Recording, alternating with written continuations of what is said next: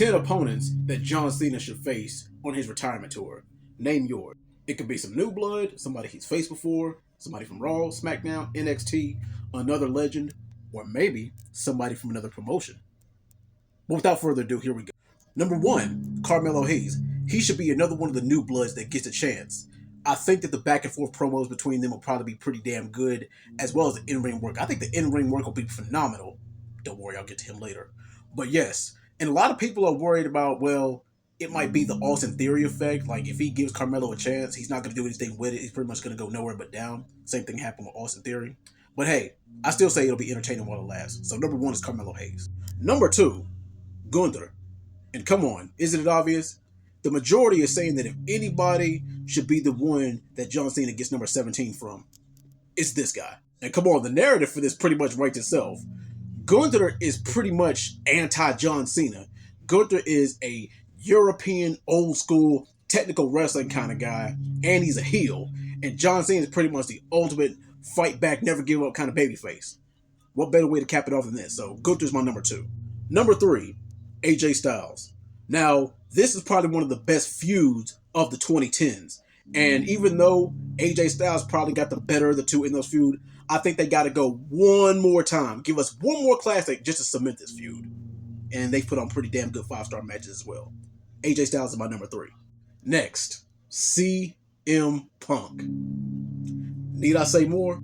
If there is one feud that needs to be revisited before both of them retire, it's this one.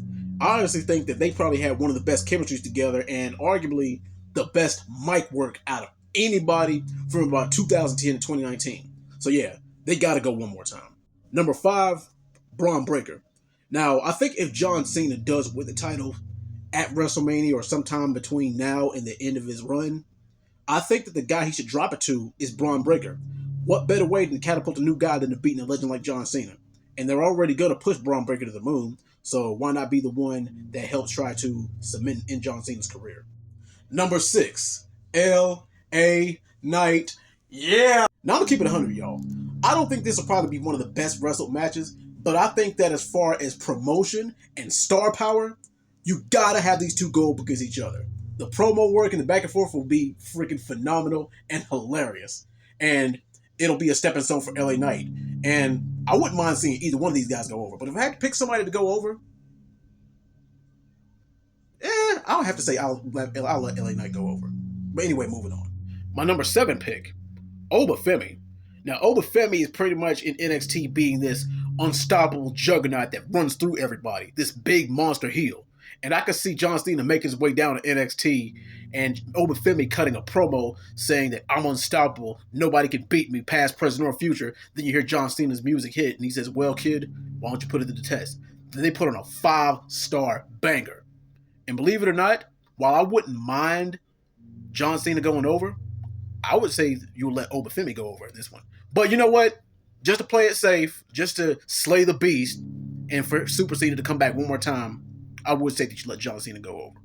Number 8, Cody Rose. You guys knew this was coming.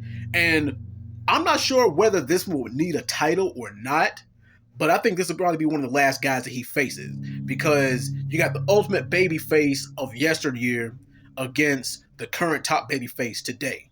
This is like Captain America versus Superman. Yeah, I did this on purpose.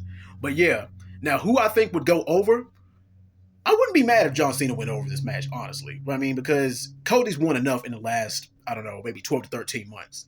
But still, this is one that you got to revisit. Number 9, The Rock. And not just any Rock, but the final boss heel Rock. Charisma, star power, and the history and back and forth between these two. And they never got their rubber match. They never finished the trilogy. They never finished the story, pun intended.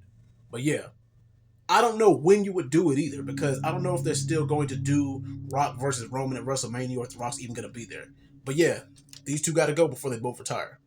And last but not least, John Cena's final opponent, number 10, Randy Orton. Randy Orton is going to be pretty much John Cena's Avengers Endgame. Now, I made a video about a month ago asking you guys who John Cena's ultimate rival was, his best feud. And a lot of you unanimously agreed that Randy Orton was it. Well, anybody besides Brock Lesnar or Triple H or anything like that. But yeah, he had probably the most classic matches. They probably had some of the best promo work.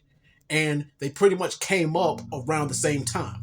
And Randy Orton already says that he's not going to be in the business too much longer either. So why not have John Cena finish his career against him?